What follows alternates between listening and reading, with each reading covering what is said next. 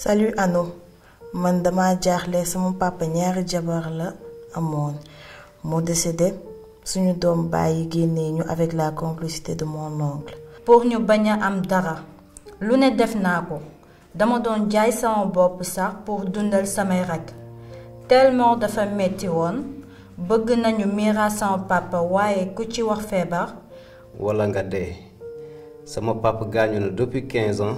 te ba tey kenn miraasu ko te bëgg nañu miraas ko ndax fu mu tëdd xolam sedd. te samay doomu baay bëgguñu ñu miraas sama papa que faire lan laa war a def. À propos de li ma lire ci anno bi c'est vrai que problème bi dafa nekk lu fréquent ci jamono ji ñu toll loo xam ne même suñ ko dundul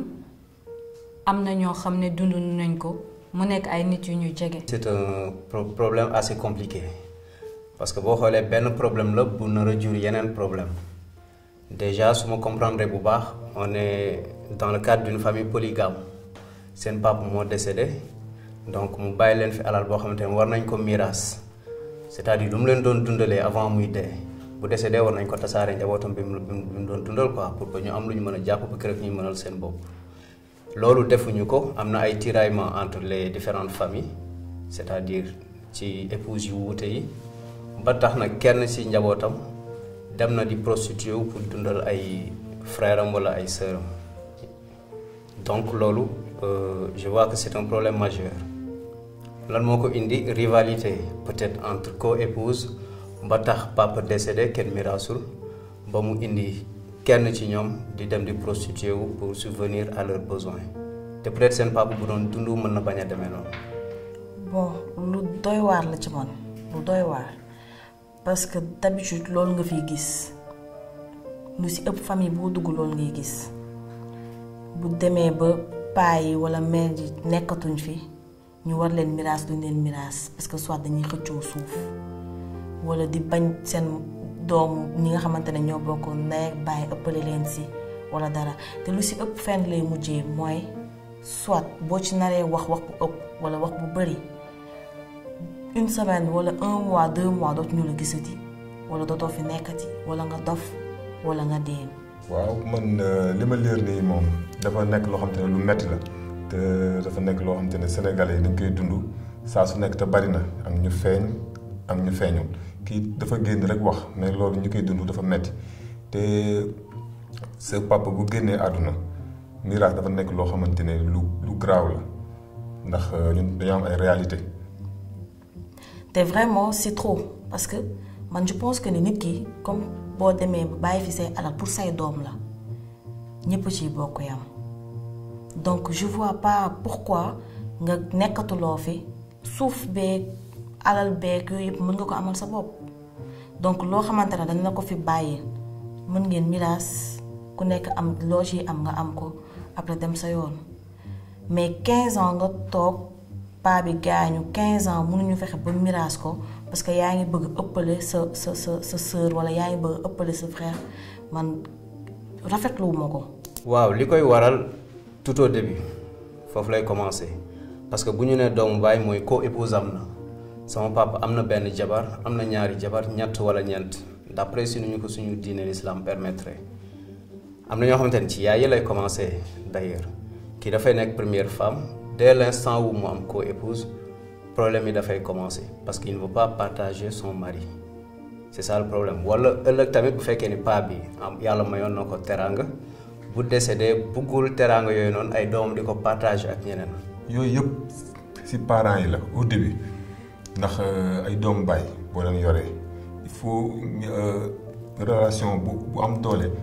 am ci ñoom balaa suñu borom sax di la fi jël loolu yow yaa koy fondé avant nga boole leen ñoom ñëpp chaque dimanche ñi famille bi dem yendu famille bële ñu mënanti xamante ndax jegeyaay boobu bu amul rek moom mooy indi à chaque fois boo demee ba génn àdduna miraas bi di am problème fii am na si ñoo xamante ne ay borom alal lañ dañuy dem seen miraas doo ci dégg sax coow doo ci dégg dara. waaye tamit su fekkoon ni nekk na lu mën a nekk fàtte ak loo xam ne mën nañ kaa bàyyi ni à la légère teg ko ci suuf kon bu boobaa lu bari du am mais tamit tant que miraasuñu seen papa fu mu tëdd xolam du mën a sedd il pourra pas reposer en paix kon ñoom dañoo war a mën a def lu ñu mën même l'impossible pour mën a miraas seen papa. léegi daal man li ma koy ñaan mooy bu fekkee am na ay tons ay bàjjan mu jéem leen a dajale même bu nekkee xale mu jéem leen a dajale ñoom ñëpp ñu toog waxtaan bu jaree sax ñu woo chef de quartier bi mu toog ñoom ñëpp toog ñu waxtaan ndax xam naa ni ay doomu baay bañante wuñu doomu baay mënuñu bañante xam naa si seen yaay yi lay nekk parfois problème bi si foofu lay jógee si yaay yi wujjante yaay ak doom lu bari foofu lay jógee moo tax day dem ba day topp seen doom yi ñu yaakaar ni loolu mooy réalité te loolu amul te xam naa ni seen papa fi mu tëdd moom comme ni nga ko waxee xolam nakari na mer na xam naa ni fi mu tëdd daal nekkul à l'aise quoi su ma sañoon mu def loolu woo imam woo famille bi yëpp bàjjen yaay ñëpp toog ñu waxtaanee ko incha allah solution mën na am.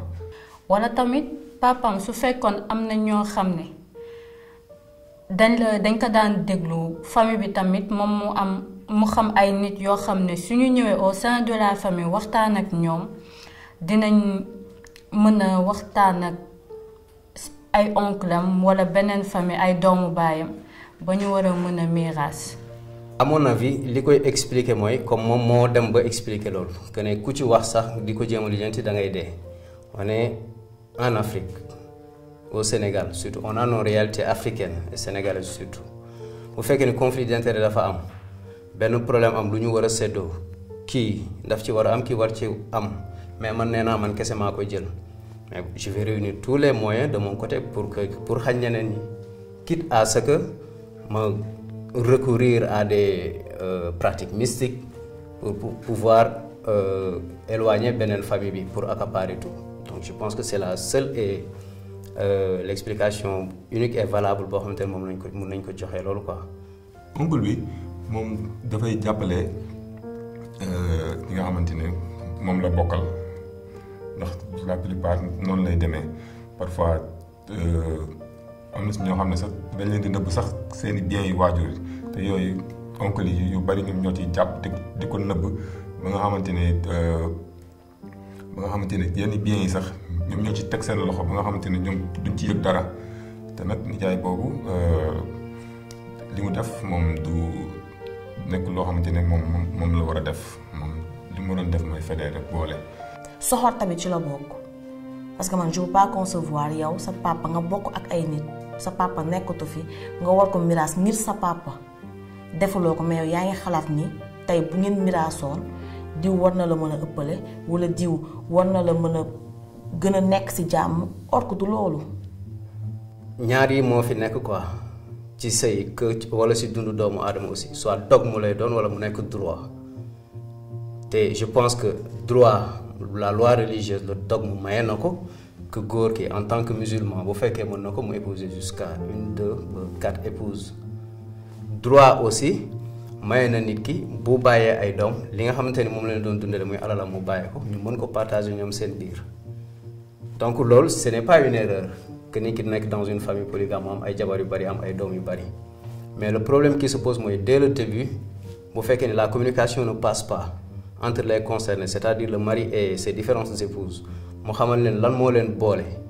njaboot yi benn njaboot la certes am nañ ay yaay yu wuute mais benn papa la ñu am. bu fekkee ne communication boobu ça ne passe pas parce que comme li ñuy wax la communication elle est diffuse au sein de l'organisation te organisation à petite échelle jusqu'à grande échelle à petite échelle mooy ci biir kër gi ñun njaboot bi ci quartier bi ci gox bi ci dëkk bi ba voilà ci réew bi yëpp donc organisation boobu ci biir kër gi lay commencer lan mooy mën a teg des bases solides de cette organisation mooy une bonne communication c'est-à-dire est-ce que kilifa gi d'abord bi muy dund amoon na une responsabilité assez soutenue pour pouvoir mettre tout sur des bases vraiment impartiales c'est-à-dire nekkul koo xam te ne dafa féete boor ba mu feeñ wala ba tax ñeneen ñi comprendre ñoom ñoo gën a yeyoo nangam que ñeneen ñi donc je pense que loolu aussi dina indi problème en dehors de la responsabilité des parents ay doom mun nañ juddu dem ba màgg ñu gis ne peut-être seen ay yaay neexoowuñu woon parce que seen relation co-épouse yi ñu am mais ñoom ñu jël seen ay responsabilités xam ni kii yow sa yaay la kii sa yaay la mais man ak yow ñoo bokk sant bi ñoo bokk benn deret bi ñoom seen problème nañ ko bàyyee ak ñoom te ñun ñu gérer suñu problème donc je pense que loolu aussi dañ koy gis d'autant plus qu'on est dans une société sénégalaise boo gisee côté bi par contre beneen côté bi tamit boo demee di nga gis loolu ñi nga xamante ne certes seen parents yi am nañ ay problèmes mais les enfants ñoom surtout les grands ñoom ñooy jël seen ay responsabilités ki jëkk jàng ki jëkk pare moom mooy jël accaparer tous ses petits frères et toutes ses petites sœurs teg leen ci yoon moom bu mu jaar boo xamante ne ay papam wala seen yaay du ci doon dara rien que pour garder consolider les liens de fraternité familiale ainsi de suite donc loolu aussi les responsables sont partagés à ce niveau su parents yi mënul lijjanti loolu yaakaar naa doom yi bu ñu màggee war nañ ko mën a lijjanti bañ a fekk si parents yi ci relation de tiraillement boobu parce que seen yaay yi bokkuñu mais ñoom ñoo bokk. man mii samay doomu baay samay doomu ndey dafa mel ni ñoo bokk ndey ak baay parce que tout le temps on est ensemble di nekk di wax di def lépp di kaf di foo di rey ku ñëw sax doo yaakaar ni sax ñii bokkuñu ndey ak baay comme tellement dañoo suudewu loolu nag seen parents yi ñoom ñoo ko waroon njëkk a def boole leen chaque dimanche ñu dajaloo waxtaan ñoom ñëpp kenn ku si nekk gën a miin sa morom mais lu ma leer ba leer ni xam naa ni wax xaw ma affaire bi nu mu demee si seen famille ñoom mais lu ma leer ba leer ni si seen parents yi ñoom ñoo def suudee boobu si seen famille ba nga xamante ni bu yàlla defee li gën duñu tàkkalikoo waaw ndax ay doomu baay dafa neex tellement bu amee problème rek kon si seen waajur yi la wala si seen papa ci boppam bi muy dund doxalul li nga xamante ne wareefam la si seen doom yi ba nga xamante ne du ñu am benn problème bu fi jógee. dëkk bi am na ñu baax ñu fi nekk am na ñoo xamante ne mën nañ par exemple génnee na situation yu nekk wala bu fekkante ne koñ bi am na chef de quartier wala am na kilifa ñu dem toog waxtaan ak kooku wax ak moom ñu trouver solution bu ñuy dem kër ci oncle bi par exemple wala ci kër famille ñu dem fa wax ak ñoom ñu trouver solution jéem a miraas bu fekkante ne sës na ba sës ci man ñoom ñu abandonné ñu bàyyi leen ak loolu. Effectivement, il y a une solution parce que comme disait un penseur, quand il y a de problème, forcément à côté il y a une solution. Si tu vas à côté, tu vas trouver une solution. Mais si tu ne trouves pas de solution, c'est parce qu'il n'y a pas de problème. Mais là, il y a problème et il y a solution. Et la solution, tout le monde le sait, c'est-à-dire le vieux, il n'est plus là. Il va falloir faire un partage des biens. C'est la seule et unique solution qui vaille. Mais maintenant, pourquoi on ne veut pas faire ce partage-là? Parce qu'il y a une partie qui veut accaparer tous les biens. Kooku moo bëgg jël lépp au détriment des autres ñeneen ñi duñu am dara mais moom mooy jël lépp quoi et c'est ce qui n'est pas normal dog mu mayu ko droit mayu ko fan la ko teg il dafay def forcing pour ñoo am loolu noonu d'où l'idée li ñu doon wax léegi nii dem nañ ba ku ci wax sax da ngay am problème wala nga dee c'est-à-dire benn pexe bu mu mën a am moom mooy mu dem recourir à des pratiques mystiques pour pouvoir annuler affaire boobu noonu. mais ñoom bu fekkee ni li ñuy wax ni bëgg nañ seen parent bëgg nañ seen papa dëgg la ci ñoom et que bëgg nañ qu'ils reposent en paix ils sont des croyants musulmans de surcroît donc je pense que c'est un devoir de que ñu def miraas boobu noonu pour que seen papa nekk ci jàmm et puis pour que ñi nga xamante ni moo xam jeune frère la wala jeune sœur bu nekk ci famille bi que te loolu lay xaar pour pour mën a gérer sa sécurité sociale ñu def loolu quoi rien que pour la sécurité sociale de ñiy dund. et soo jëlee bu baax diine pourquoi mu teg loolu